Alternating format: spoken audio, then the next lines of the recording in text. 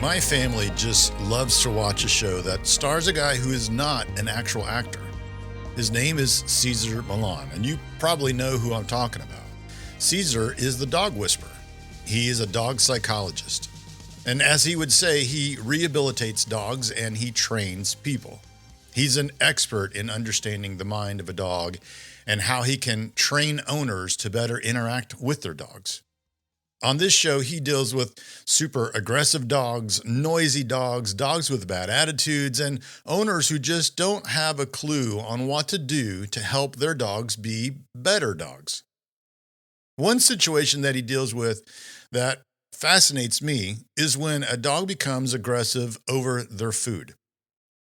If someone bothers a dog like this while they're eating, the dog becomes territorial and protective over the food and even their food bowl. And Cesar teaches that you should not allow a dog to even start to eat if they are showing signs of aggression toward their food. I saw one episode where he will put food into a food bowl of an aggressive, protective dog, and then he will kneel down and put himself between the dog and the food. He will not allow the dog to get to the food or even close to the food until the time is right, which means that the dog has become submissive.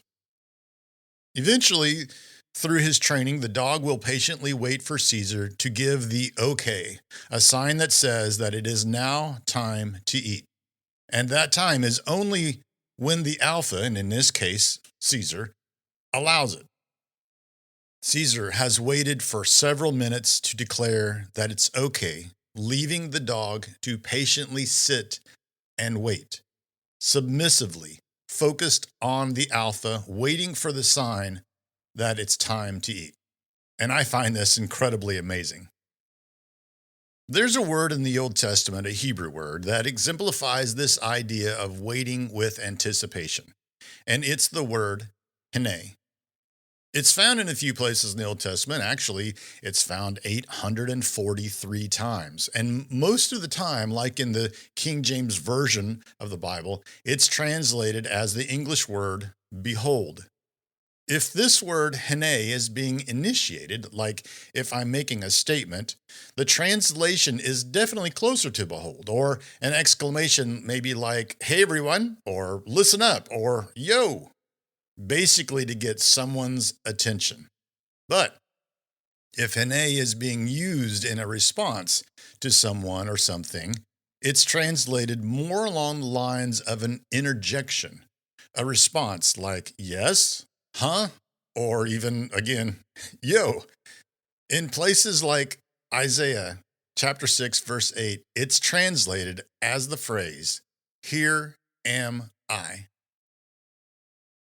In Isaiah 6, Isaiah has been given the ability to see the unseen, to witness God's realm, and he's caught up in God's throne room, surrounded by strange creatures and beings all worshiping God. When God makes this statement, whom shall I send? Isaiah is quick to interject, here am I, hene. Like Isaiah, Abraham too used this word in response to God. Genesis 22 describes a very strange situation, and actually a very disturbing one. After years and years of Abraham and his wife Sarah not being able to have children, God finally fulfills his promise to them, and he gives them a son, Isaac. But oddly enough, God tells Abraham to take Isaac to a very specific place, build an altar, and then sacrifice his only son, Isaac, upon that very altar. Again, a very strange and disturbing request. Definitely to those of us reading this story in the 21st century, thousands of years later. But to Abraham, well, he kind of knew something that we didn't. He knew God had other plans, that God would never break his promise. So he took Isaac to this place, and they set up an altar, and he put Isaac upon it, ready to bring a knife down to end his own son's life. But he was patiently and submissively focused upon listening for God's voice. And when God finally called out to Abraham, Abraham's response was this same interjection, hene, here am I. And then in Exodus 3, we know of a guy named Moses. Everybody knows Moses. He made a new life for himself in a town called Midian. He married and had a family and worked as a shepherd for his father in law. He had left his old life raised in Egyptian royalty behind. But one day, a very famous day that I'm sure we probably all know pretty well, he was guiding the sheep through the wilderness and came upon a bush that was on fire, but it was not burning up. And, that got his attention. And then a voice, God's voice, called out to him. Well, what do you think was Moses' reply? Yes, Hene, here am I. An immediate interjection response. All three of these illustrations have one major thing in common: posture.